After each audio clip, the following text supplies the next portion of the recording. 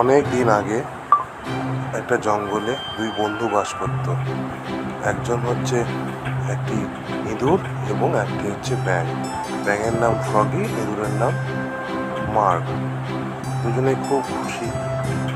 এই করতে করতে তারা খেলতে খেলতে ফ্রগি লুকিয়ে গেল। মার্ক তখন তাকে খুঁজছে।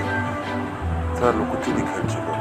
এই করতে করতে মার্ক দেখে কিনা পাথরের পিছনে সে লুকিয়ে আছে কি। দেখতে গিয়ে দেখছে পাথরের পিছনে তো নাই। তাকে গেল কোথায়? তখন সে এদিক ওদিক তাকালো, তাকে গর্তের দিকে খুঁজতে গেল, গিয়ে দেখছে গর্তেও তো নাই। হঠাৎ করে ফ্রগি বাঁ দিকের গর্ত দিয়ে বেরিয়ে আসলো। পিছনে দেখে একটু ডাক করলো, তারপরে মার্ক খুঁজে পেল। দুজনে তো খুব খুশি, দুজনে খুব খেলা করছে খুব সুন্দরভাবে। ফ্রগি তো লাফিয়ে লাফিয়ে বেড়াচ্ছে। হঠাৎ করে তাকিয়ে দেখে মার্ক কোথায় গেল? কে মার্ককে নিয়ে চলে গেল? মার্ক কি লুকিয়ে